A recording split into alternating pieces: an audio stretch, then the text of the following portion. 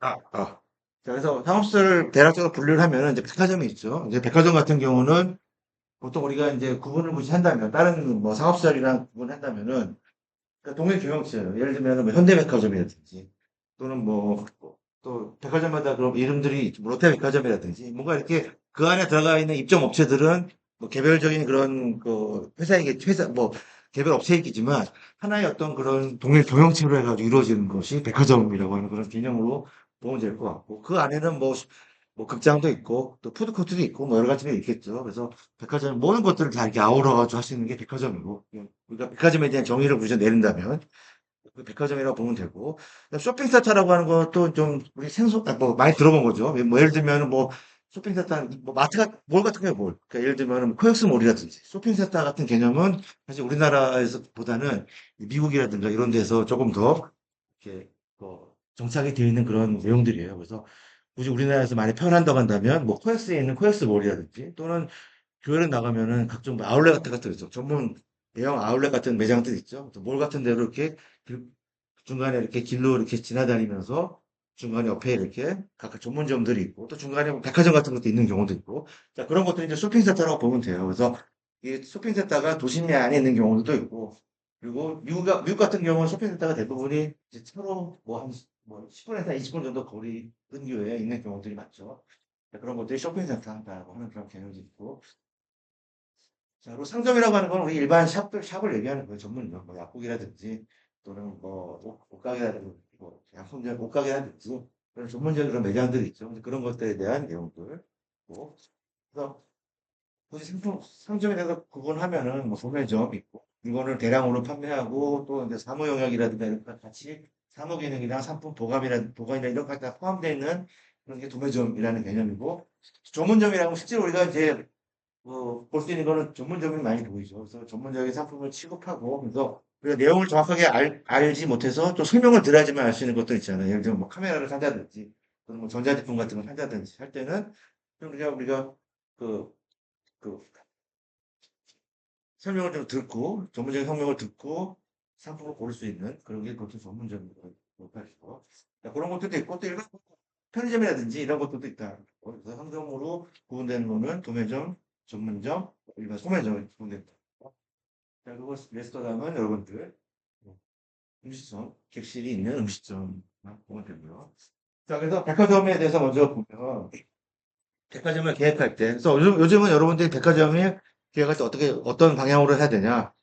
백화점이라는 거는 뭐 상품을 파는 것도 있지만 사실 문화를 파는 그런 개념으로 좀 많이 바뀌고 있어요. 여러분들이 최근에 뭐 이렇게 최근에 이렇게 오픈되어 있는 백화점 같은 거 보면은 뭐 옥탑층에 보면 문화센터도 있고 뭐 극장도 있고 뭐 전시관도 있고 막 이래요. 그래서 문화 공간으로서 사람을 유입하는 그런 사람 먼저 모이게 해놓고 그리고 판매를 하려고 하는 그런 전략을 짜게 되죠. 그래서 상할 문화의 어떤 그런 그 초점을 맞춰가지고 많이 진행되고 있다고 하는 거죠. 문화적 혜택이 있는 공간을 제공을 통해서 이윤을 좀 추구하거나 브랜드를 조금 더 이렇게 올리거나 하는 그런 하고 있다라고 하는 거 뭐 대략적으로 여러분들이 한번 보면 되고 자 그래서 계획을 여러분들이 이제 백화점을 계획할 때 몇 가지 생각을 해야 될 그런 내용들이에요. 뭐 계약의 주요점이라고 하는 거면 그다음 뭐 일본 뭐 쿠폰 판매하는 것이 목적이고 그러니까 고객의 시선 건물 외관 같은 경우는 그가 좀 의미가 있죠. 그래서 백화점 같은 경우도 우리가 뭐 백화점 같은 경우도 일단은 사람들한테 주목을 끌어야 되니까.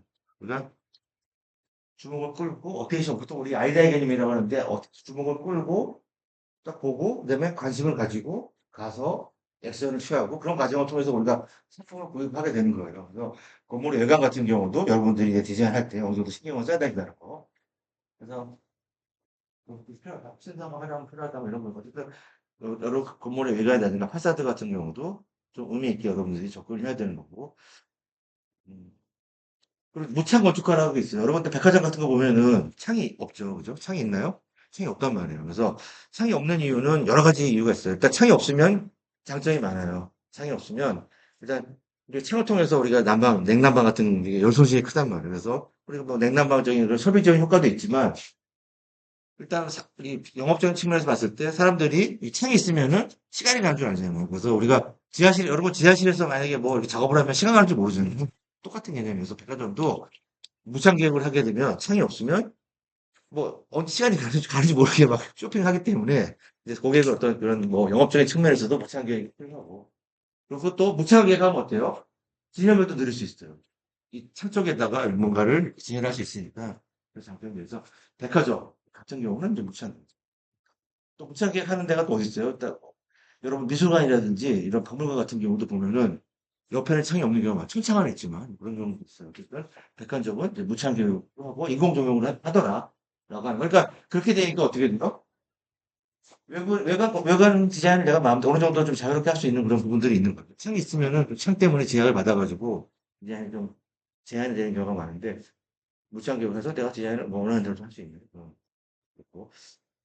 자, 그리고 우리가 백화점에서는 또 M 들어가지고 이거를 이제 백화점만 디스플레이만 전문적으로 하시는 분들이 있어요. 우리가 이제 뭐 건축하시는 분들도 있고 또 인테리어 디자인 하시는 분들도 있고 코디네이터도 있고 막 여러 가지 종류가 있잖아요. 그러니까 그 중에서 우리가 상품 디자인 디스플레이 전시하시는 분이 계세요.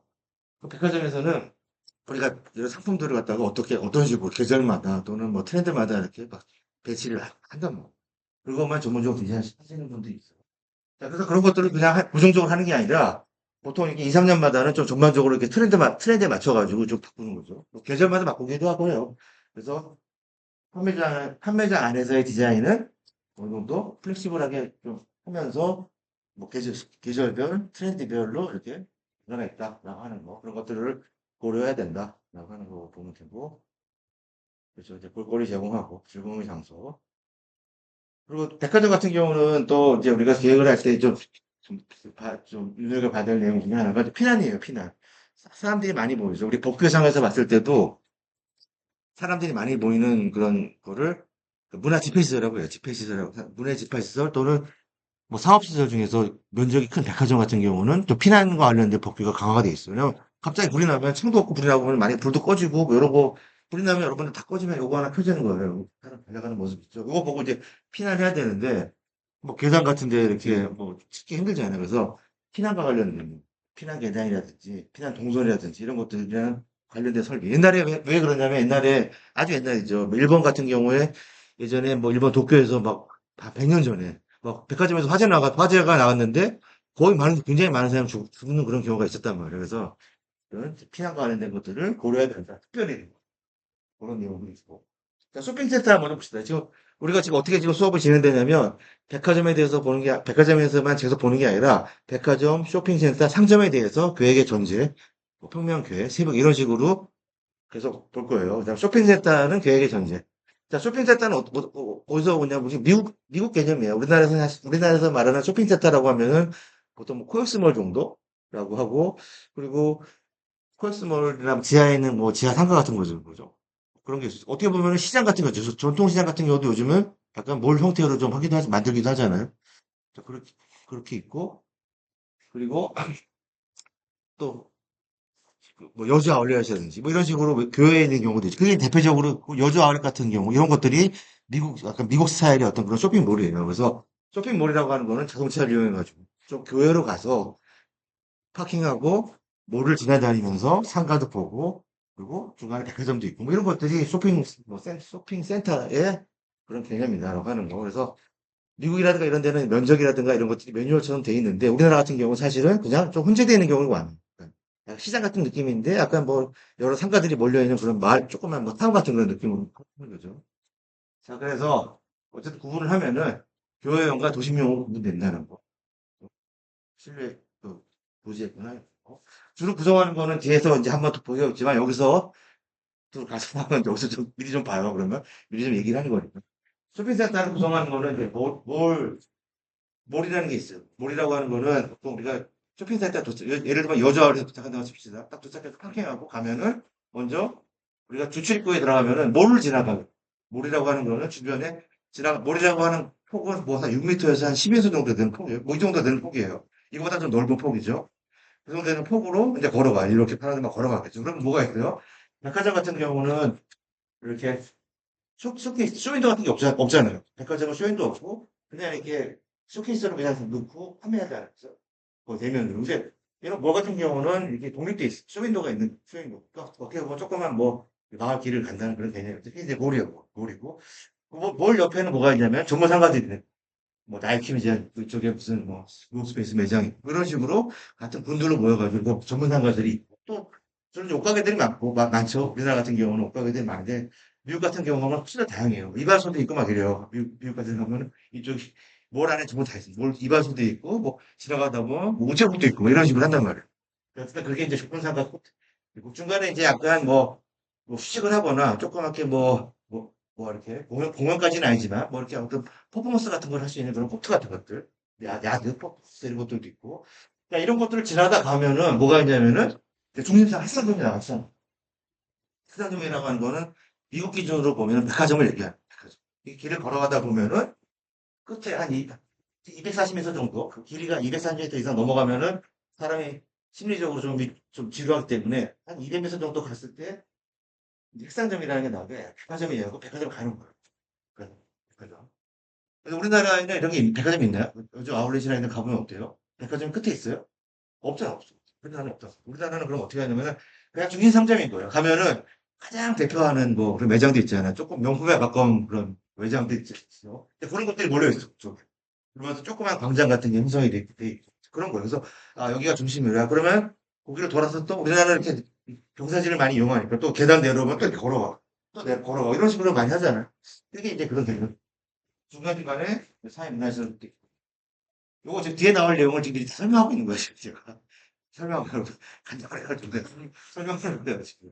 뒤에 요 내용들이 좀 다 나와 있어요. 그래서, 쇼핑센터의 개념입니다. 이게 좀 생소할 수 있겠죠. 근데 여러분들이 실제로 이제 이런 것들도 이제 계획을, 나중에 이제 졸업을 해서, 이런 것까지 계획을 이 쇼핑센터에 뭐, 이런 상점 하나 계획하는 게 아니라, 주체를 계획하는 그런 회사에 좀 들어가서, 계획을 했으면 얼마나 좋겠어요. 자, 그래서, 밑에 나와 있네요. 그래서, 이런 거 계획할 때 주안점이라고 하는 거는, 특히 이제 몰 계획이 중요하고, 균, 균등하게 접근하고, 중간에 휴식 공간도 있어요. 코트라든지, 이런 거, 몰 중간중간에도 뭐 벤치라든지, 좀 이렇게 앉아서 좀 이렇게 할 수 있는 그런 것도 있어야 되고. 그리고 전문점 중상점 출입구는 몰의 면허도 당연히 해야겠죠. 그리고 닫힌 건좀 층이 다른 경우도 있어요. 이런 경우는 보통 이제 일본 같은 데 가면은 뭐 전통시장 같은 거 있잖아요. 전통시장. 일본 전통시장 같은 경우가 약간 이런 몰 비슷하게 좀 이렇게 재구성한 거라고 볼 수 있는데 거기 1층, 2층으로 돼 있잖아요. 그런 경우 있단 말이에요. 그런 경우에는 시야를 좀 볼 수 있게 해라. 지붕을 덮기도 하고 이렇게. 지붕을 덮기도 하고 지붕이 없는 경우도 있죠. 그죠? 알코올은 안으로 좀 들어와 있는 그런 거예요. 그래가지고 이 알코올 같은 경우도 어떻게 보면 이런 코트 같은 개념이 안으로 들어와 있는 코트다라고 생각하면 돼요. 그래서 이런 변화를 수정하고 그래서 뭐 같은 경우는 이제 디자인하는 게 훨씬 더 어렵겠죠. 배치를 한다든지 계획을 하는 게 훨씬 더 백화점보다 훨씬 더 어려운 그렇게 보면 될 것 같고. 자, 상점 봅시다. 상점. 상점도 자, 계획의 전제를 보면 상점 같은 경우는 일단 뭐 되게 조그만 어떤 하나의 그 전문 상점이니까 각각의 오너가 좀 따로 있는 거겠죠. 그래서 뭐 일단 적합하가 판단하고. 자, 그리고 상점 같은 경우는 그 상품을 내가 뭐를 팔 것인가. 예를 들면은 내가 옷을 팔 것인가. 옷을 파는데 뭐 양복점을 팔 것인지 또는 뭐 여성용품 팔 것인지 또는 내가 약국을 할 것인지 아니면 또 뭐가 있겠죠. 아니면 식품 전문을 할 것인지 여러 가지 상점들이 있어요. 자, 그 상점을 우리가 배치할 때는 계획을 할 때는 일단 그거 사용하는 사람들, 사용하는 사람 취향이라든지 경향이라든지 그런 거 당연히 알아야겠죠. 그리고 좀 교통 조건, 도로 조건 같은 것들이 도로 조건이라든가 또는 뭐 채광이라든가 이런 조건들을 파악을 해가지고 계획을 우리가 부지를 선정을 해줘야 돼. 예를 들면은 예를 들어 뒤에 나와 있는 거를 지금 미리 설명하면 예를 들면은 이제 여성용품 같은 경우는 여자들이 주로 이제 오후에 좀 이렇게 그 쇼핑을 하는 경우들이 있어요. 막 저녁 뭐한 4, 5시 이럴 때. 그러니까 그런 경우에 해 방향이 어떻게 해 방향. 해 위치가 4시, 5시가 되더라도 좀 밝은 데서 밝아야 될 거 아니에요? 그러면 좀 남향이 좀 양이 좋겠죠. 그러면은 도로 기준으로 봤을 때 북쪽에 있어야 되는 경우도 있겠고. 반대로 뭐 겨울용품 같은 거 판다, 겨울용품. 뭐 스키라든가 보드 같은 거, 이런 겨울용품을 팔 거면은 어떻게 해야 되냐면 햇빛이 너무 많이 쨍쨍 쏟아지는 데다가 이 스키 같은 거 디스플레이 해놓으면은 별로 안 어울릴 것 같아요. 오히려 그늘지거나 하는 곳에다가 매장을 배치하면은 좀 더 좋을 것 같아요. 그래서 우리가 도로를 기준으로 보면은 도로에 어디? 햇빛이 들어오지 않는 데가 어디예요? 도로에서 남쪽. 남쪽에다가 보통 배치하는 거예요. 그래서 그 얘기를 제가 하는 거는 뭐 도로 특화라든지 그런 사항들을 고려해가지고 우리가 계획을 하고 배치, 그, 선정해야 된다 그런 내용이에요.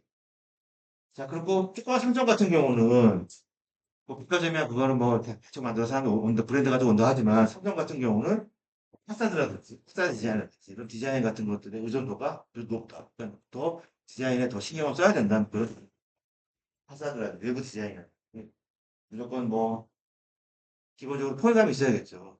디자인의 기본은 좀 통일해서 온 거, 통일해서 약간의 변화가, 통일해서 포인트가 있는 게, 이 포인트가 살려면 뭔가 이런 배경이 있어야 되니까. 그건 뭐 디자인 시간은 아니지만.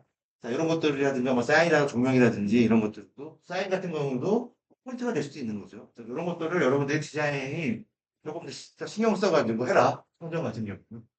조금, 자, 그런 내용이고. 그래서 이제, 보상도 그저 다수이고 취향도 다양하니까 이런 것들을 잘 어, 확인해라 그런 내용이고. 그래서 아까 그 파사드라든가 또 인테리어 디자인은 뭐 통일성이라든가 뭐 포인트가 되는 뭐 아이덴티티를 가질 수 있다. 그 상품만의 아이덴티티를 가지고 있으면서도 주변과 어울리면서 이런 디자인을 해라. 뭐 그런 내용이에요. 뭐 중요한 거는 이제 사회적인 뭐 트렌드라든가 이런 것들도 같이 보면서 우리가 선정 디자인을 여러분 시작을 할 때 접근할 때 그렇게 접근해라. 뭐 이런 의미로 보면 될 것 같고. 자, 레스토랑 같은 경우는 여러분 보면 레스토랑 같은 경우는 뭐 종류가 되게 다양하게 있어요. 근데 여러분들 교재에 보면은 그 내용을 보면 되고 일단 계획의 전제를 대략 보면 이거 여러분들이 뭐 읽어보면 알 수 있는 내용도 있고요. 어떤 음식을 팔 건지, 어떤 규모를 할 건지, 어디 위치에 할 건지, 뭐 교회에 할 건지, 도심에 할 건지, 그리고 이 음식을 먹는 사람들이 뭐 비즈니스 그 일반 뭐 회사원인지 아니면은 뭐 놀러 온 건지 또는 아니면 뭐 유흥을 뭐 좀 쉬러 온 건지 뭐 이런 거에 따라 타깃에 따라 다르겠죠. 어떤 대상으로 내가 할 건지 그리고 어디 입지할 건지 뭐 교회에 할 건지 아니면 뭐 주택이 밀집한 지역에 할 건지 아마 사무 공간이 밀집된 지역에다 할 건지. 예를 들면 사무 공간이 밀집된 지역에다가 만약에 뭐 레스토랑을 만든다면 실질적으로 뭐 점심이라든지 이런 위주로 하는 경우가 많겠죠. 직장인을 위주로. 그러니까 그런 것들을 우리가 계획을 할 때 그런 것들을 봐라 이거예요. 형태라든지 뭘 어떤 종류 주변 상황이라든가 내가 어떤 음식을 누구한테 팔 건지를 고려해가지고 우리가 입지라든가 좀 깔고 가야 된다 하는 거고.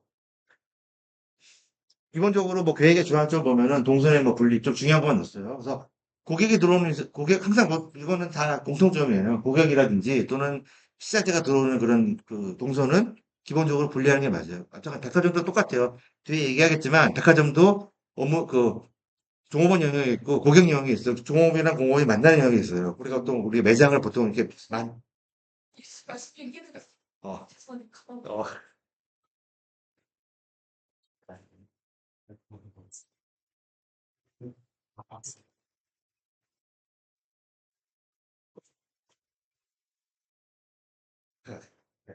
그래서 내가 이쪽으로 한번 해봤어요. 아까 안 자, 그래서 자, 그렇다. 그래서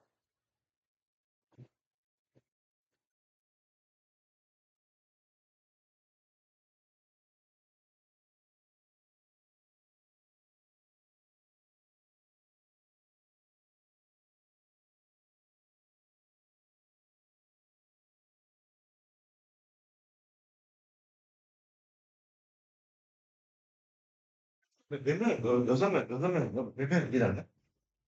누가 앞서 안 나오고 한 사람이 있잖아. 누가 안 나오는 누가 안 나와? 안 나와.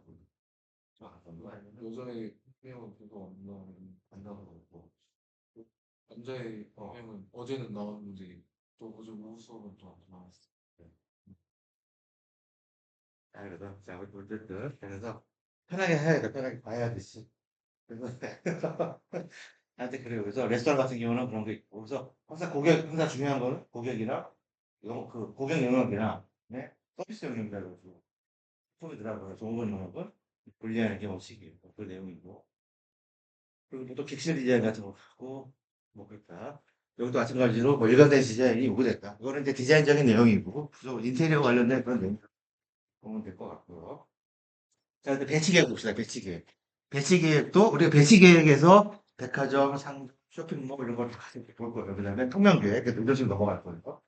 자, 배치 계획을 보면은 배치 계획 우리가 배치 계획에서 우리 백화점에서 배치 계획 우리 백화점 보면은 어때요? 보통 백화점이 어디에 위치하고 있어요? 그러니까 예를 들면 도로를 기준으로 봤을 때 도로의 일면에 접해요? 보통 이면에 접해요? 보통 백화점들이 보통 어떤 것 같아요? 보통 이면에 접해요. 백화점. 거의 뭐 조금 규모가 우리가 알고 있는 백화점의 보통을 가보세요. 그러면 일면에 도로에 접혀져 있는 백화점은 거의 없죠. 거의 일면에 접혀져 있는 거는 아마 뭐 아울렛 같은 거나 아울렛이나 아니면 아울렛 같은 경우도 있어요. 조그만 이면도로에.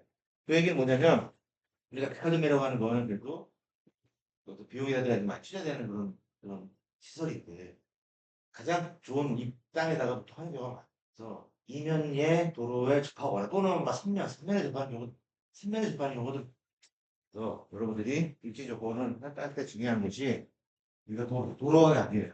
최소한도 여러분들이 이면 이상의 도로에 접하고 가능하면은 뭐 보통 우리가 직사각형으로 되어 있는 땅이 디자인하기가 좀 편해요. 디자인 여러분들 막 배치해 보세요. 그 땅이 정사각형보다는 직사각형이 좀 편한데 근데 백화점은 정사각형도 가능하다는 거. 그리고 정사각형으로 디자인 땅이 우리가 조금 더 좀 편할 수도 있는 거예요. 자 어쨌든 보고 어쨌든 도로는 두 명 이상 좁혀야 된다. 그래서 큰 도로, 사거리 상에 이렇게 많이 있잖아요. 그래서 사거리 중에서 좀 더 큰 도로가 있을 거예요. 12차선 도로가 있고, 또 하나는 뭐 8차선 도로. 조금 더 위계가 있을 수 있잖아요. 그죠?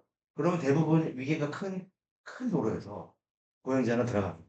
그리고 그러면은 뭐 서비스 공선이라든지 또는 뭐 종업원 농성이라든지 또는 상품 도로 같은 거 있잖아요. 이런 것들은 다 그쪽 주도로 가는 부도로 쪽으로 이제 차량이 들어가고 부도를 하더라도 또 부출입구도 있는 거예요. 부도를 하더라도 부출입구. 그래서 여러분들 백화점 가보면은 백화점 뭐 출입구는 잘 보이지만 뭐 상품이 들어가거나 이런 고객 뭐 종업원이 들어가는 입구는 잘 안 보인단 말이에요. 어디 있다는 얘기예요. 뒤쪽에 그렇다는 거고. 그래서 고객 정원 사용 동선 접근성을 갖다가 고려해야 된다. 그래서 이거를 적절하게 분리하는 게 중요하다는 거죠. 그래서 배치 계획은 도로와 관련된 건 있고. 자, 쇼핑센터 같은 경우는 주로 이제 그뭐 사거리도 있지만 주로 이 쇼핑센터가 미국 개념에서 온 거잖아요. 미국 같은 경우 어때요? 조금 차 타고 한 20분 나가면은 뭐 쇼핑몰 같은 것도 있어요. 앞에 뭐 주차장이 허가하게 넓어요. 우리나라 같은 경우는 다 주차 지하다 하지만 그러니까 여기서의 배치, 이 쇼핑센터에 대한 배치 개념은 뭐 도로와의 뭐 도심지인 경우에는 뭐 도심지인 경우에는 뭐 도로와 관계가 중요하지만 일단 교외형이라고 한다면은 일단 중요한 게 도시에서 이르는 거리예요. 주거지에서 쇼핑센터까지 이르는 거리가 그 배치에 좀 너무 멀면은 또 안 된다는. 너무 가까우면 좀 비싸겠어, 땅값이. 그래서 적절한 위치에다가 선정하는 게 중요하다. 미국 같은 경우는 막 20분 정도 차 타고 가면. 그러니까 미국에서 차 없으면 아무것도 못하거든요. 자, 그런 게 있고. 자, 마찬가지로 배치할 때 중요한, 아까 잠깐 얘기했었죠. 그 쇼핑몰의 키워드는 몰과 핵산점이라고 했잖아요. 몰 주변에는 전문 상가가 있고, 몰을 지나가다 끝부분에 가면은 메인이 되는, 판매점이 있거나 아니면 백화점, 미국 같은 경우는 백화점이 있어요. 그래서 이런 경우도 많아요. 도심지인의 경우에는 백화점과 백화점이 있다고 칩시다. 그럼 중간에도 같은 뭐 약간 큰 어떤 브랜드가 있는 백화점이라는 거라고 한다면 중간에도 약간 쇼핑몰처럼 돼 있는 경우도 이런 경우도 많이 디자인이 돼 있어요. 미국 도심지에도. 자, 그래서 그런 게 있고 이거 내용을 보면 그래서 뭐를 중심으로 전문점을 듣고 그리고 주차장이랑 뭐 대중교통으로 올 수도 있으니까 주차장 대중교통으로부터 진입 방향의 주출입구를 듣다. 라고 하는 거. 그래서 중심점과 우리가 그 핵상점이나 몰과의 어떤 그런 관계를 통해서 중심형인지 분산형인지 이런 것들을 볼 수 있는데 여기 하나 도면으로 있을 거예요. 그림으로 보는 게 뒤에 있는 그림을 봅시다.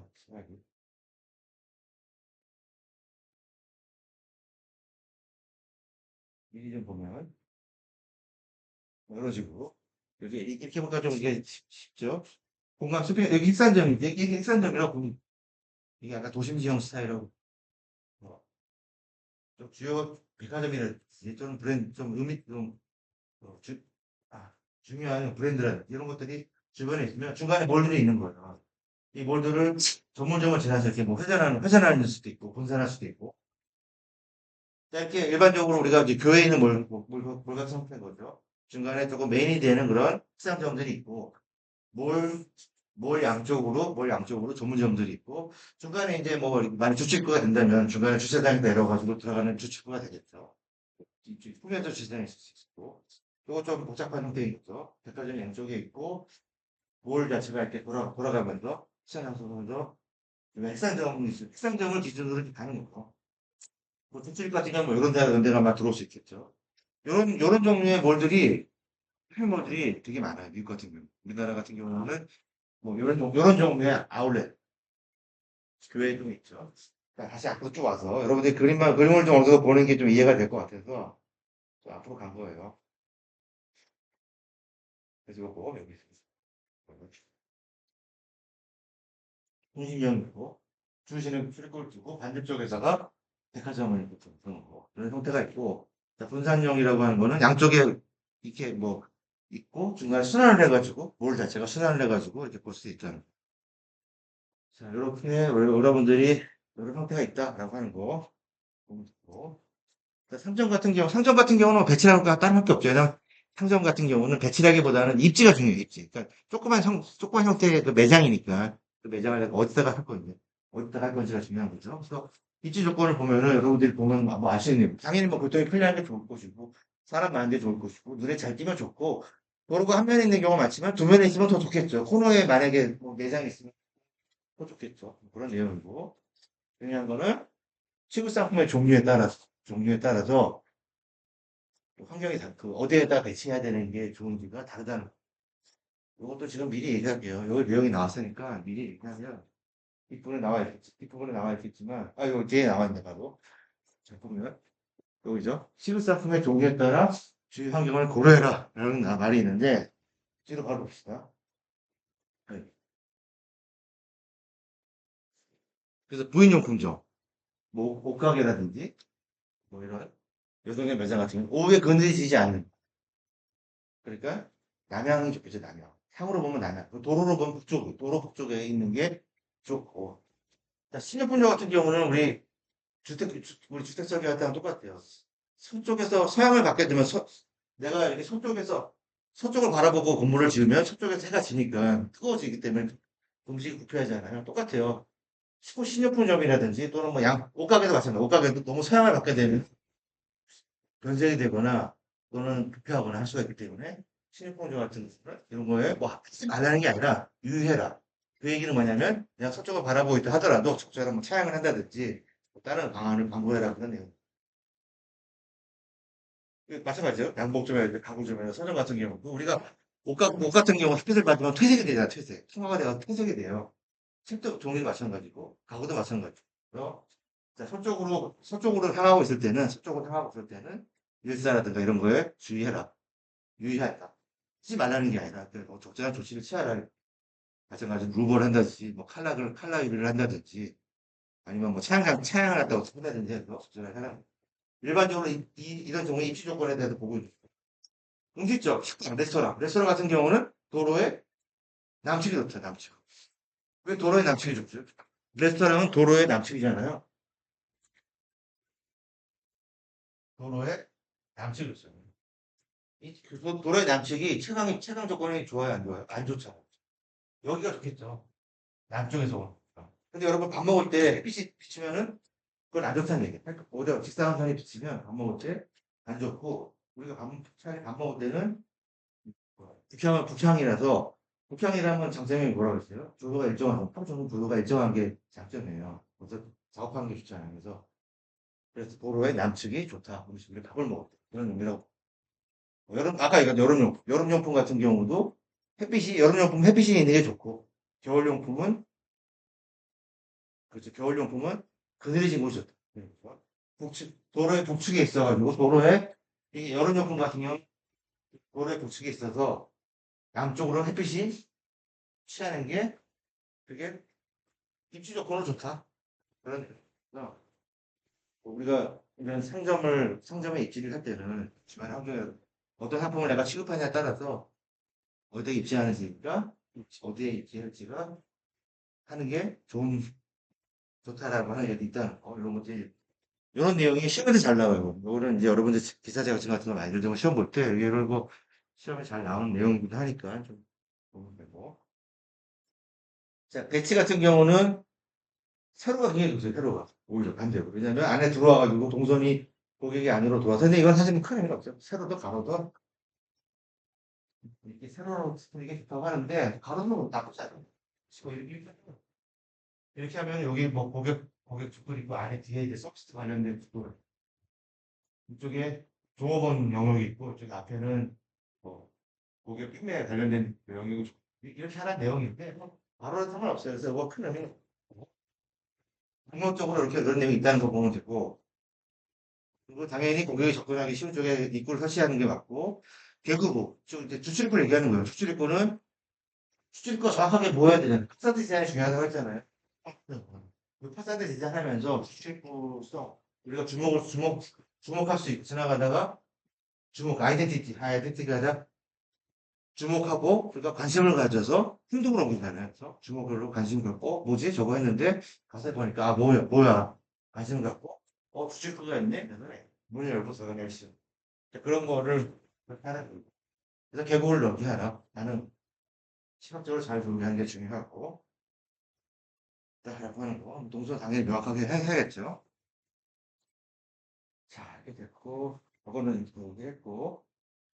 자, 레스토랑 같은 경우도 뭐 여러분들 보면 이렇게 여러분 교재에 있는 거를 이렇게 조금 정리 제가 한 거예요. 교재에서 보면 뭐 실용적 성격의 뭐 음식점에도 여러 가지 종류가 있는 거죠. 또 위안적 성격. 좀 편안하게 좀 쉬면서 뭐 놀면서 뭐 비슷한 거예요. 위안적 성격이나 무용적 성격이나 내가 볼 때 비슷한 것 같은데 어쨌든 여러분들 교재에는 이렇게 분리가 돼 있어요. 그래서 그대로 제가 이렇게 좀 요약을 한 건데 실용적 성격이라고 하는 있으면 보통 우리 뭐 여러분들 일하다가 뭐 공부하다가 밥 먹어야 될 때 먹는 그게 이제 일반적인 실용적인 그런 성격 음식점입니다. 그래서 특정 고객이니까 특정 고객을 하는 거. 그리고 사무원 학생이라든지 사무원이라든지 이런 사람들이 대상으로 하는 음식 있는 거 하면 불특정 다수 모든 고객을 대상으로 하는 또 있고 또 한적한 장소에서 또 음식의 맛이라든가 또 이런 거야. 내가 볼 때는 이두 개는 뭐 비슷한 것 같아요. 어쨌든 지적권이 있다. 유동인구라든지 주변의 뭐 환경이라든지 이런 것들을 잘 고려하고 어떤 거를 팔 것인지 누구한테 어떤 것을 어떠한 목적으로 파는 건지에 대해서 여러분들이 입지 조건을 결정할 때 고려해라. 뭐 그런 내용으로 보면 될 것 같아요.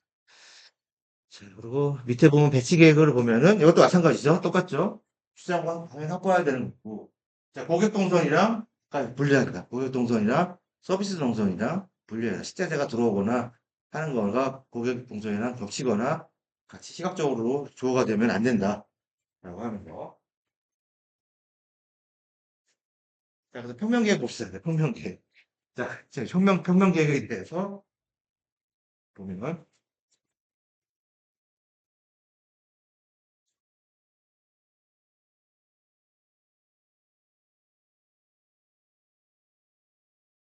대략적으로 우리가 백화점에 대한 평면 계획이에요. 백화점은 크게 어떻게 네 가지로 나눌 수가 있대요. 일단 고객, 조리가 아니고. 그래서 고객 부분, 여러분들 주로 고객이잖아요. 그래서 백화점 가면 여러분들이 보이는 부분이 있고, 여러분들이 보이지 않는 부분이 있어요. 그럼 어디 부분이냐면은 상품 부분, 상품. 상품이라면은 물건을 백화점에 진열할 전시회라든지, 뭐 가구라든지, 옷이라든지, 또는 뭐 전자제품이라든지, 뭐 이런 것들을 다 상품 부분입니다. 근데 고객 부분이랑 상품 부분은 일단 시각적이든 분리가 됩니다. 상품은 뒤쪽으로 오겠죠. 여기가 백화점의 메인 중앙이라 공항이라 한다면 상품 같은 경우는 뭐 뒤쪽 주차장을 통해서 진행이 되고 여러분들은 주로 좀 메인 출입구라든지 또는 뭐 부출입구를 통해서 올 수도 있고 그래서 고객 부분이랑 상품 부분이 상품 부분으로 나눠지고 그리고 상품 부분이라는 거는 이제 물건 상품에 대한 동선이 자, 그리고 종업원 영역. 종업원 영역이라는 거는 이런 거를 관리하는. 종업원들도 여러 종류가 있어요. 아까 했던 것처럼 디스플레이만 전문적으로 디자인하신 전시 작업실, 전시 작업실 따로 있어. DP만 따로 해야 돼. 그러면 어디를 어떻게 디자인할지를 뭐 디자인하시는 분도 있어. 그러면 이제 또는 뭐 일반 사무직 분을 하는 분도 있고, 또 물건을 뭐 구매하거나 뭐 그거는 이제 영역이네요. 자, 그래서 종업원 부분이 있는데 종업원 부분이랑 고객 부분이 만나는 데가 매장입니다. 매장에서는 그 판매 부분, 요 매장에서는 요 종업원이랑 고객이 만나는데 상품을 같이 공유하면서 만나는 거죠. 뭐 그렇게 구분이 돼 있다. 백화점이라고 하는 거는 기본적으로 표면이 이런 식으로 조닝이 돼 있다라고 하는 부분이 보면 되고, 주로 고객 출입구는 아까 했던 것처럼 그 메인이 되는 도로에서 보행자가 출입이 되고, 주차장은 또 옆이나 뒤에 있는 경우가 많아요. 그래서 또 지하에 있는 경우도 많죠. 근데 요즘 같은 경우는 거의 다 지하에 돼 있죠. 그러니까 크게 신경 쓸 없는데, 옛날 같은 경우는 백화점에 있으면 또 거기 넓은 공터가 있는 경우가 있었어요. 그런 경우에는 파킹하고 또 걸어오죠. 그렇게 되면은 보출입구가 또 측면에서 오는 경우도 많고, 보출입구가 저 뒤쪽이나 옆쪽에는 이제 상품 공간이 되겠죠. 그래서 이런 식으로 여러분들이 공간이 조닝이 된다라고 하는 거 보면 되고. 자, 그 백화점에서 또 중요한 거는, 자, 여러분들이 그 쇼케이스라고 하기보다는 매장의 이제 가구죠, 가구 배치. 뭐 쇼케이스라고 보면 될 것 같아요. 그걸 어떻게 배치할 거냐. 라고 하나에 따라서 집값 배치, 사용 배치, 방사형 배치, 자연스러운 무선 배치 이렇게 있는데, 요 글로 보면 좀 어렵잖아요. 그림으로 보면 좀 쉬워요, 그래도. 그러니까 집값 배치라는 게 있어요, 집값 배치. 그래서 우리가 쇼케이스를 직각으로 이렇게 있어요. 야, 보통은 이게 지각 배치가 좀 많이 있죠. 그래서 지각 배치 같은 특징이 뭐냐면 우리가 도시계획 할 때도 마찬가지잖아요. 이렇게 직각으로 하면은 가장 효율적이면서 가장 많이 들어가니까 이게 장점이 있고. 자, 직각 배치가 너무 좀 뭐 획일제한 같은 그런 느낌이 들어서 중간에다가 이렇게 사선으로 배치하는 사선으로 배치하는 경우도 뭐 사선 배치라고 해요. 근데 사선을 배치하는 어떤 장점이라면은 뭐 예를 들면 직각에서 전체 공간을 좀 파악하기가 좀 어려운 부분들이 있죠. 전체 공간을 뭐 파악할 수 있지만 요게 좀 더 전체 공간 파악할 수 있는 거예요. 사선으로 중간에 이렇게 대각선으로 또 동선을 만들어 주니까 여기서 쓰면은 이제 8개 방향으로 다 볼 수가 있어요. 그래서 내가 동선에가 이런 거를 참관하기가 좀 쉬운 반면에 효율은 좀 떨어지죠. 그리고 요 코너에 가면 삼각형 모양이 생기잖아요. 그럼 쇼케이스가 삼각형 모양으로 나와야 될 수가 있어요. 그러다 보면은 가구 제작하는데도 시간이 좀 뭐 비용이 많이 발생되고 뭐 이럴 수가 있어요. 그래서 근데 대부분의 경우는 직각 배치를 많이 하고 있죠. 뭐 방사형 배치가 있는데 방사형 배치 같은 경우는 거의 쓰진 않아요. 근데 뭐 가끔 하기도 하고 어쨌든 방사형 배치로도 할 수 있다. 라고 하는 거죠. 여러분들이 만약에 백화점에 뭐 풍경 계획을 할 때 이렇게 가장 기본적인 타입이 있고 조금 더 혁신적인 타입이 있다라고 하는 것 정도를 머릿속에 다 가지고 이렇게 공간을 접근을 해라. 뭐 그런 취지를 생각하면 될 것 같아요. 그 자유유선 배치 뭐 이런 것도 있는데 요거 지금 자유배치 배치 너무 자유롭게 하면은 좀 이것도 좀 혼란을 가져지기 때문에 그나마 저거에 좀 가까운 거라고 한다면 뭐 예를 들면 비슷한 매장이 이케아 같은 경우는 이렇게 직선 배치는 아니잖아요. 가구를 전제하다 보니까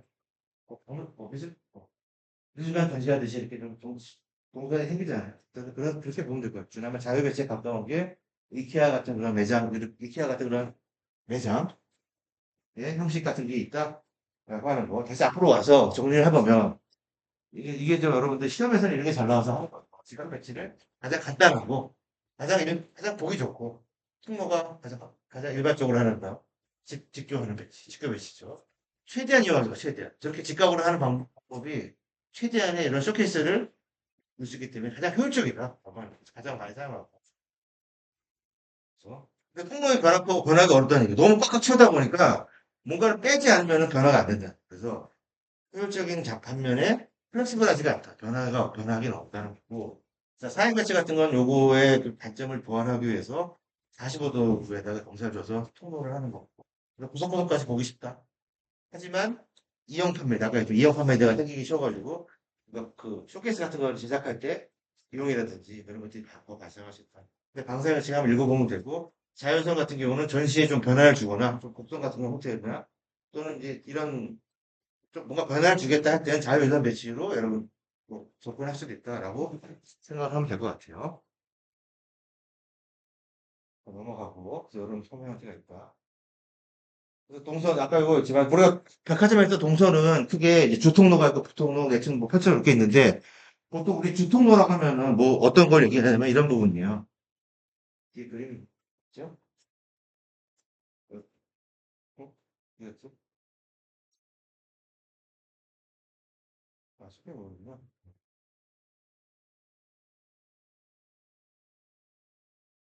뭐 이런 거죠, 이거. 출출입구를 들어왔을 때, 중간에 뭐가 있어요, 보통? 보통 이제 수동 에스컬레이터가 보통 있는 경우가 많아요. 에스컬레이터까지 가는 통로. 또는 에스컬레이터 여기 있는 중앙 통로에서 출입구까지 가는 통로. 뭐 이런 메인이 되는 통로가 있어요. 그게 바로 주통로, 주통로. 주통로. 근데 여기는 지금 뭐 3,300 되어 있는데, 한 6명 정도가 이렇게 걸어갔을 정도 폭이 나와. 보통 6m 정도, 뭐 5m, 6m 정도 되는 폭 정도 나오고, 그래서 한 가족 두 명 정도의 두 개의 집단의 가족이 이렇게 서로 이렇게 놔주면서 걸어가서 보더라도 문제가 없을 정도에 해당되는 게 교통로. 근데 뭐 이런 거는 치도 같은 거 보지 말고 어떤 주통로가 있다고 하는 거. 그 사이에 부통로가 있고, 그 중간중간마다 부통로가 있고, 그거보다 조금 낮은 내치통. 보통 우리가 부통로로 가면은 중간에 이제 쇼케이스가 있는 경우를 얘기하는 거죠, 쇼케이스. 요것도 있긴 있지만, 뭐 이렇게 대면에서 판매한다기보다는 뭐 지나가는 경우도 많고, 빠르게 지나가는 경우도 많고, 자, 이런 경우는 물건을 좀 보면서 지나가는 거. 그거보다 좀 낫거나, 또 한쪽 방향에만, 뭐 한쪽 방향에 벽이 있고, 한쪽에 있는 경우도 있죠. 또, 부분 같은 거. 그러면, 우리가 통로를 우리가, 동선을 우리가 잡을 때도, 우리가 통로의 폭을 그냥 잡는 게 아니라, 이렇게 사람들이 들어온 위기에 따라서 이렇게 조절해서 잡으라고 그런 내용으로 보면 될 것 같아요. 자, 그게 통로에 대한 어떤 내용, 폭을 좀 본 거고, 자, 제일 중요한 것 중에 하나가 밑에 있는 백화점 동선에서 가장 중요한 것 중에 하나 키워드가 뭐냐면, 가능한 한 동선은, 고객 동선은 가능한 한, 어떻게 하나? 길게 하라. 길게 하라.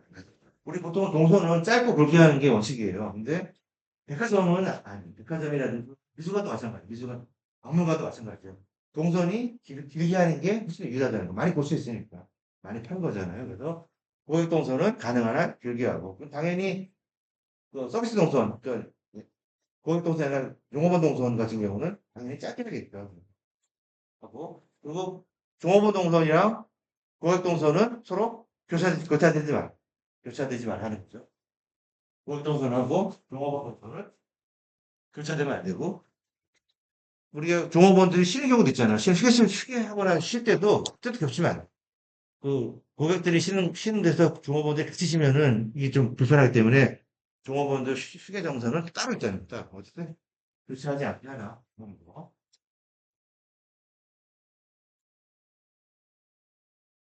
그리고 또 중요한 것 중에 하나가 중요한 건 아니지만 뭐 내용을 보면 우리가 이제 상점에 이거 백화점이긴 하지만 상점에서는 우리가 충동 구매라고 하는데 그 충동 구매를 유도하라는 그런 내용이 있어요. 그래서 충동 구매를 유도하는 그런 방법 중에 하나가 우리가 백화점에 가게 되면 내가 꼭 무슨 물건을 사고 싶은 게 하나 있을 거 아니에요. 그거 사려고 가는 거잖아요. 뭐. 그럼 그거 사려고 하는, 예를 들면 내가 옷을 오늘 뭐, 내일 면접을 봐야 돼가지고 뭐 양복을 하나 야 돼. 그러면은 백화점에 와가지고 양복점을 가거나 아니면은 뭐 여성의점을 갈 거예요. 그 중간에다가 충동 구매를 할 수 있는 상품을 교육하라는 거예요. 보통 그래서 어떻게 해요? 보통 백화점에 가면은 의류 매장이 어디 있어요? 뭐 3층 시설이 있어요. 그러니까 가는 길에다가 다른 걸 충동할 수 있는데 만약 1층에다가 만약에 옷가게 의류 매장을 넣고 뭐 3층에다가 향수라든가 화장품 매장을 넣었다고 칩시다. 그러면은 판매율이 더 떠진다는 얘기예요. 오히려 3층, 4층에다가 의류 매장이라든지 또는 가전제품 매장이라든지 가구 같은 것도 위에 있겠죠. 무거우니까. 하고 그거를 뭐 왔지만 그거를 가다가 뭐 에스컬레이터가 오다 어차피 타고 일찍 가야 되잖아요. 가다 보니까 뭐 화장품도 팔고 뭐 세일하는 것 같아요. 가서 한번 구경하다가 할 수 있는 거고 그런 식으로 하는 게 바로 충동적 구매를 유도해라 라고 하는 게 구매 심리를 이용한 동선 계획이라는 게 있다. 그래서 뭐 이런 게 있다라는 걸 알고 여러분들이 나중에 계획을 할 때는 이런 식으로 그래서 그냥 넘어가고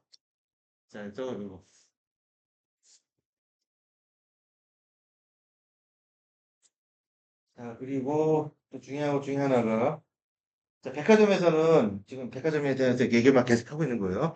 여기서 이제 백화점 얘기는 거의 마무리가 되는데, 자, 백화점에서는 중요한 것 중에 하나가 수직동선이 중요해요. 수직동선. 수직동선 하면은, 우리 계단, 에스컬레이터, 엘리베이터, 뭐 이런 걸 얘기하는 건데, 여러분 백화점 갔을 때 계단 걸어서 올라가나요?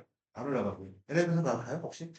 엘리베이터 타고 가긴 하지만, 엘리베이터 타고 갈 때는 보통 꼭대기층에 가면은 이제 뭐, 푸드코트가 있거나, 그래서 푸드코트를 가려고, 푸드코트는 아니면 저기 뭐 위에 가면 전문 식당 같은 거 있잖아요. 그거 가려고 하더라도 엘리베이터 타고 너무 사람 막 기다리고 어디 있는지 잘 모르잖아요.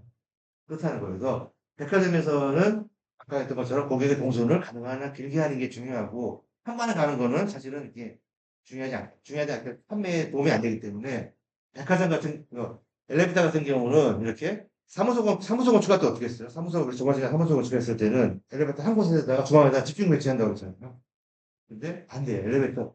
백화점 같은 경우는 엘리베이터는 집중 배치하긴 하지만 측면에다가 가능하면 고객이 안 보인다. 보통 어디 엘리베이터 어딨나 봤더니 화장실 근처에 있더라. 화장실이 경험적으로 봤을 때 화장실이 나오고 코너에 있잖아요. 그 화장실 옆에 보면 엘리베이터가 있어요. 그거 타고 가면은 이제 뭐 레스토랑으로는 바로 갈 수도 있죠. 근데 또 사람이 많이 기다리자면 짜증나가지고 우리가 어떻게 보통 6층까지 올라가는데도 에스카레이터를 올라가잖아요. 에스컬레이터. 그래서 에스컬레이터랑 엘리베이터가 있는데 엘리베이터는 많이 사용하지가 않고 보수적인 역할을 한다는. 반면에 에스컬레이터에 여러분 시간당 운동량이 엘리베이터의 10배, 10배. 그러니까 엘리베이터가 만약에 뭐 1시간에 뭐 100명을 만약에 운송한다면 에스컬레이터는 그 10배, 1000명 엄청 올라요. 왜냐면 대기시간이에요, 대기시간. 엘리베이터는 대기시간 있잖아요. 올라가야 기다려야 되는데 에스컬레이터는 대기시간이 없어요. 그냥 올라가면 되기 때문에 수용 능력이 커요. 그러니까 들어가는 어떤 뭐 설비라든가 이런 거는 비싸고 많은 면적을 차지하지만 그래도 더 이득이더라. 에스컬레이터가 하는 게. 그래서 여러 가지 뭐 판매 측면에서도 그렇고. 그래서 우리가 백화점 건축할 때 수동선의 핵심은 에스컬레이터를 어디다 배치할 것인가 뭐 이런 걸로 좀 이런 거가 중요하겠죠. 그래서 에스컬레이터를 내가 어떻게 배치할 거냐라고 봤을 때 여러 가지 배치 방식이 있다는 거예요. 뭐 정면, 병면, 교차식 이렇게 있어요. 보통 그림을 보여야죠. 보통 우리가 직렬식 배치라고 하면은 여러 쉬는 시간 없이 그냥 하는 게 나을 것 같아, 그죠? 음, 그래서 내가 쉬는 시간 없이 가능하면 11시까지 요거를 또 끝내볼게요. 그래서, 그러니까 직렬 배치라고 하면은, 만약에 오늘 또 몇 명 안 나왔으니까, 나가지고, 좀 중간에 하다가 시간 되면 끊고, 다음에 왔을 때 같이 또 같이 뭉쳐가지고, 하는 것도 나쁘지 않을 것 같아가지고, 왜냐면 안 나오면 또 안 나오고, 손해거든, 그래서, 여러분들이 좀 희생하더라도, 조금 덜 하더라도, 그렇게 좀 생각을 해도 될 것 같아요. 그거는 조금. 하지만, 내가 아무튼 테니까. 그래서 직렬 배치는 이렇게 올라가는 거. 한 번 올라가가지고 이런 경우는 이제 거예요. 한 번 올라와서 기다렸다가 또 올라가. 이거 직렬 배치. 내려올 때 반대쪽에서 이렇게 내려오겠지. 아니면 반대쪽에 있거나 어쨌든 같이 이렇게 내려올 때도 앞으로 가서 내려오는 게 좀 효율적이긴 하겠죠. 이게 직렬 배치예요. 이게 이런 형태의 이런 형태의 백화점이 이런 형태의 에스컬레이터가 제가 우리 백화점에서는 거의 본 적이 없는 것 같아요. 근데 뭐 다른데 무슨 예를 들면 저기 뭐 학교의 운동이라든지 뭐 남산이라든지 이런 데 가면 이런 경우 보이고 가끔 가다가 3층의 경우는 이런 경우 본 것 같아요. 3층의 경우. 근데 하나까지 계속 올라오는 경우는 없어요. 어쨌든 여기에 직렬 배치하는 막. 왜 이렇게 안 하냐면 에스컬레이터 하부가 데드 스페이스예요. 여기 밑에서 뭐 할 거예요? 여기 밑에서 조그만 공간에 사람 들어가 여기는 뭐 창고하기도 애매하고 그래서 이런 데는 약간 의자 벤치 같은 거 갖다 하는데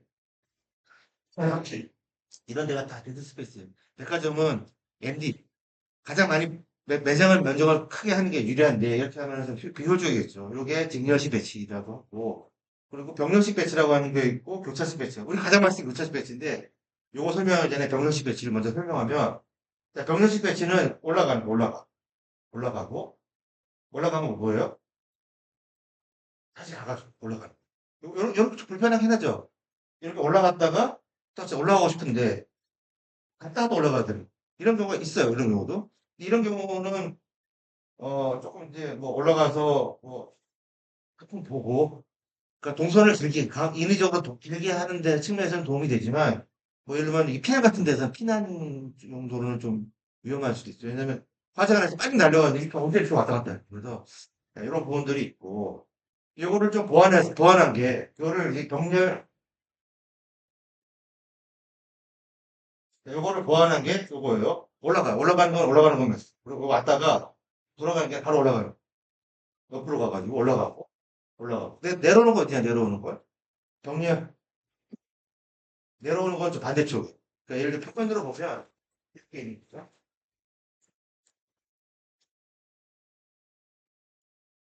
평면으로 보면은 에스컬레이터가 여기에는 올라가는 것만 있고, 이렇게 올라가고. 이쪽에 내려오는 것만 있고, 이쪽에 내려오는 거. 이런 경우 있죠. 어디 있냐면, 분당에 가니까 현대백화점 가보면, 만약에 가봤다 한다면 확인해 보세요. 올라가는 거는 이쪽에 있고, 내려가는 저쪽에 있어. 그러니까, 이것도 좀 불편할 때가 있긴 있어요.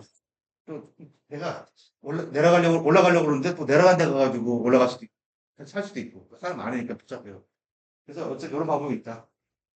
예? 올라갔다가, 옆에 가도 올라가는 거. 예.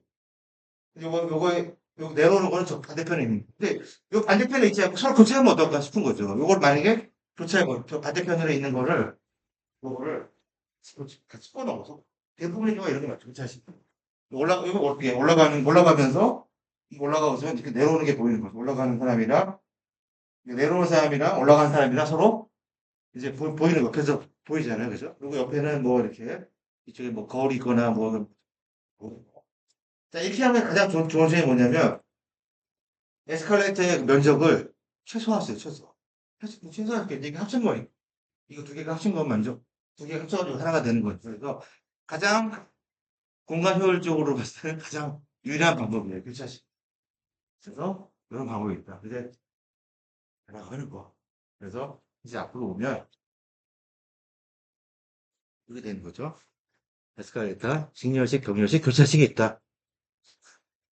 요거는 그냥 내용 보면 되고. 자, 교차식. 조형면제의 가장 적은 형식. 전망이 나쁘다, 단점. 서로 마주보고, 내려오나 보이고 할 수 있잖아요. 지나가더라고, 옛날에 내가, 뭐? 옛날 여자친구가 가보는데, 내려오거나, 기죽이 있다. 바짝 놀른단 말이야. 그러면서, 아무튼, 그렇더라. 그래서, 연예인도 보기도 하고, 내려오다가. 이렇게.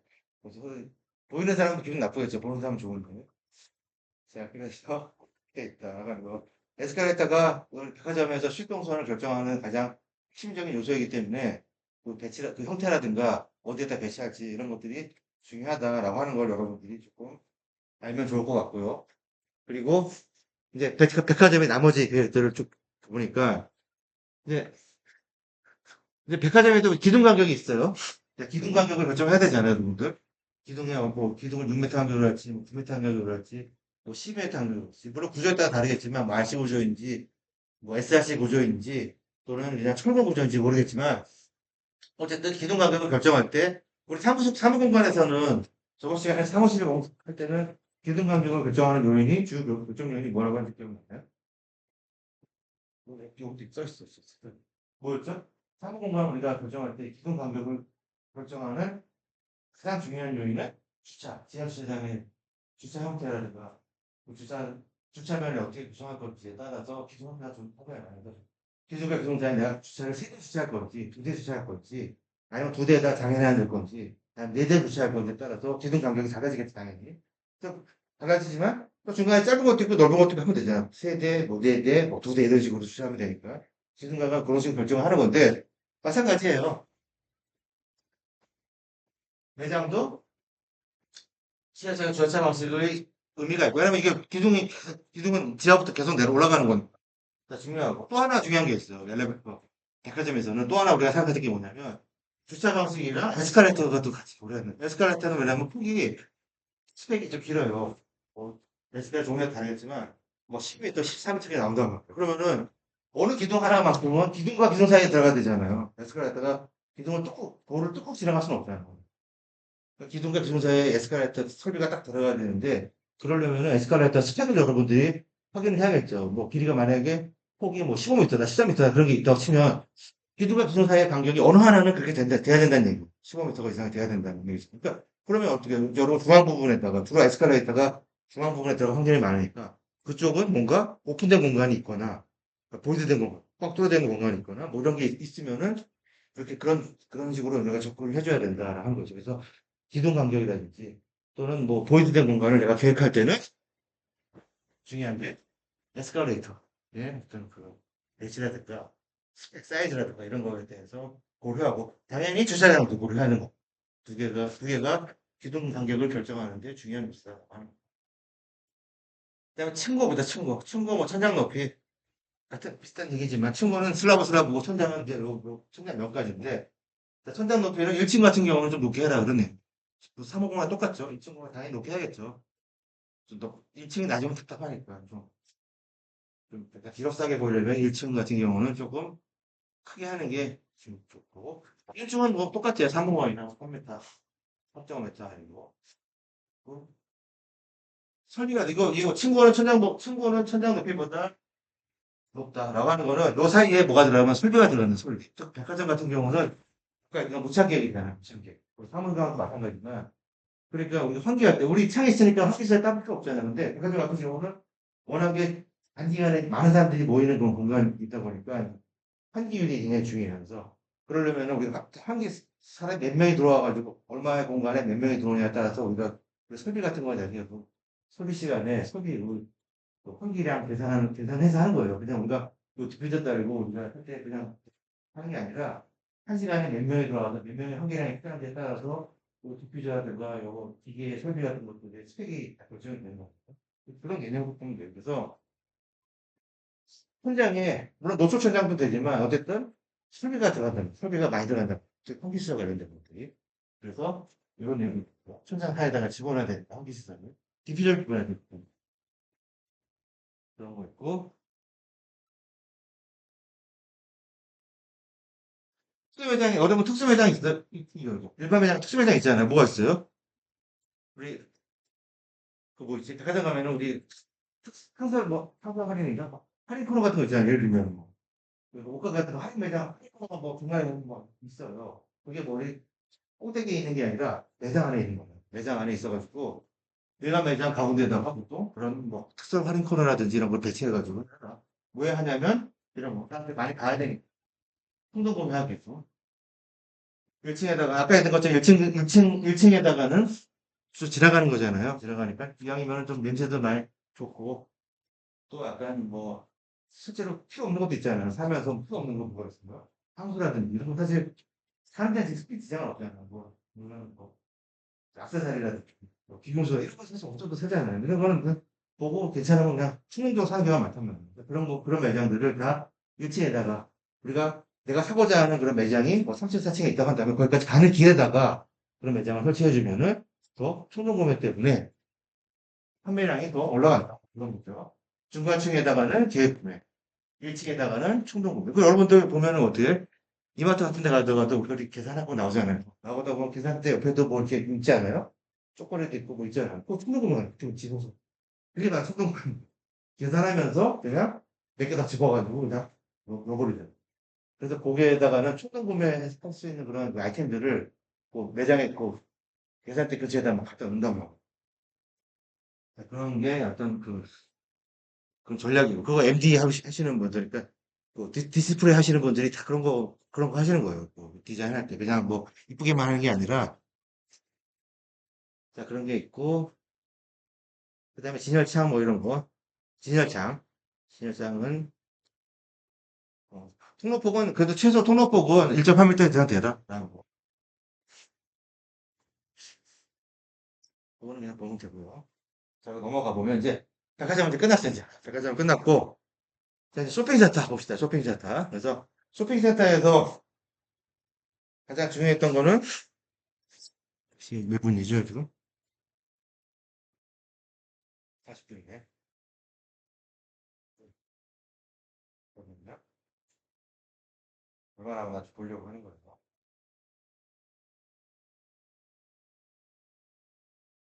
그러니까 쇼핑센터에서는 가장 중요한 게 이거라고 했죠. 어떤 게 구성되어 있냐. 쇼핑센터가 어떤 요소들로 구성되어 있냐가 제일 중요한데, 그 중에서 제일 중요하다고 하는 건 모르죠, 모르잖아. 뭘, 모르죠. 전문상가, 뭐, 코트, 중간에 뭐, 식상죠. 중문상가. 그래서, 몰 주변에 전문상가가 있고, 몰을 따라가다 보면은 식상점이 있고, 뭐, 백화점이, 미국 같은 경우는 백화점이고, 우리나라 같은 경우는 뭐 명품이 몰려있는 그런, 조그만, 그런, 그냥 각종 뭐, 스타일서 같은 것도 있다.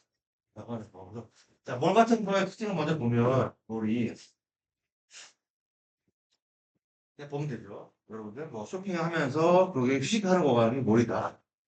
그 몰이 그 쇼핑센터를 나타내는 가장 큰 특징적인 거기 때문에 여러분들이 만약에 뭐 쇼핑몰을 만약에 디자인한다고 한다면 이 몰, 쇼핑센터를 디자인한다. 교회에 있는, 외부에 있는 약간 뭐 서울 근교에 있는 쇼핑센터를 만약에 내가 디자인하겠다고 한다면 몰의 어떤 그런 디자인에 집중을 해야 하는 거예요.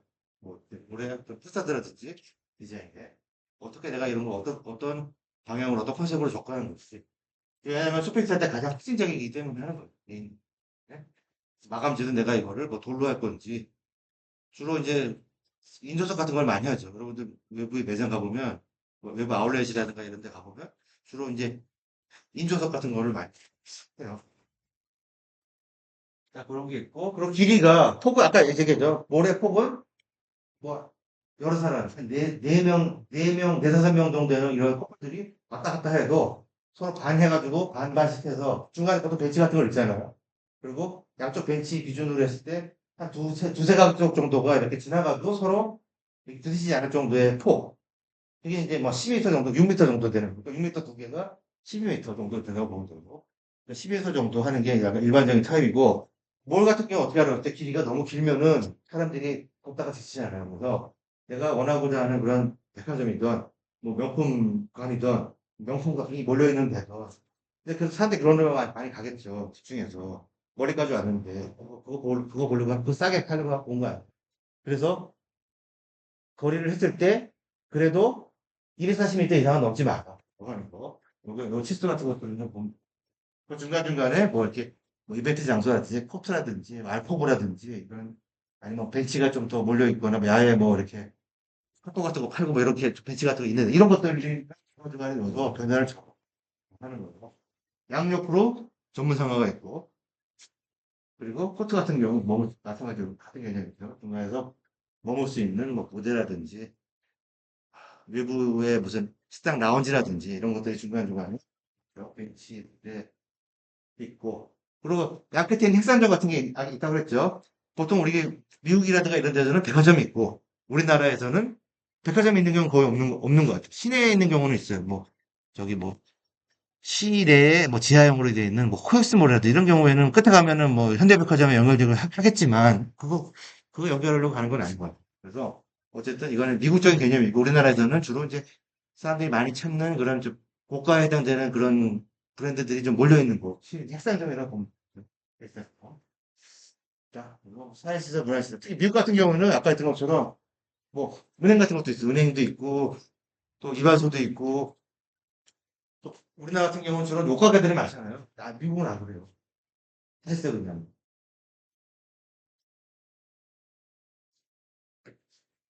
아무튼 뭐 요즘 오락실 같은 것도 있긴 한데 그냥 어쨌든 그런 시설들이 같이 이렇게 융합이 돼서 홍다라고 하는 게 쇼핑센터의 특징이다 하는 거. 그래서 우리가 조닝을 보면 이렇게 구성됐다는 얘기예요. 오늘 여러분들 보고 사람이 들어와서 메인 출입구가 있고 그 출입구에서 예, 뭐 그래서 주로 이제 끝부분에 가면 핵산점에 있는 거죠. 내가 도착을 해가지고 가야 되니까. 그래서 동선을 유도할 때 가능하면은 그냥 핵산점만 갔다가 가는 게 아니라 주차장에 내려서 주출입구를 지나서 우리가 뭐를 통해서 각각의 전문점들을 지나서 내 끝부분에 진짜 가고자 하는 핵산점들이 위치하게 하는 거. 이게 그 쇼핑센터의 전체적인 구성이라고 보면 될 것 같고 또 중간중간에 뭐 레저시라든지 오락실이라든지 식당이라든지 푸드코트라든지 뭐 이런 것들이 중간중간에 있죠. 뭐 우체국 같은 것도 있죠. 미국 같은 우체국, 관공서 같은 것도 있고 자, 그런 시설들이 있다라고 하는 거. 근데 아까 봤지만 이런 형태의 대표적인 이제 세 가지 형태의 유형을 봤어요. 주로 이제 몰 같은 경우는 순환을 하는 경우 이렇게 순환을 해서 가는 경우 복잡해요. 그 처음에 가보면 요것은 실내에 있는, 실내, 도심지형에 있는 뭘 같은 경우는 이런 식으로 많이 되어 있고, 보통 교외에 있는 형 같은 경우는 이렇게 일자형으로 있는 경우들이 많죠. 자, 면적비는 보면은 그냥, 뭐 면적비는 뭐 쇼핑몰의 면적비는 크게 뭐 의미가 없어요. 왜냐면 그 시스템마다 다르기 때문에 대략적으로 한 50% 정도 본다, 상점을, 전체 구성에.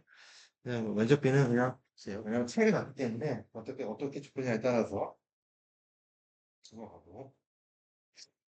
자, 한번 볼까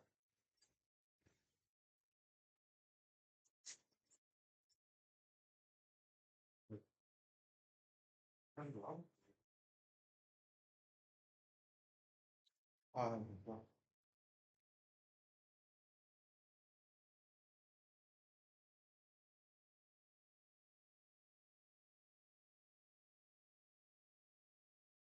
그러면 상점은 몇 시, 46분이니까, 인원수 좀 적고 하니까 다, 상점은 다음 주에 이어서 볼까, 그냥? 저도 상점밖에 내용이 많지는 않아요.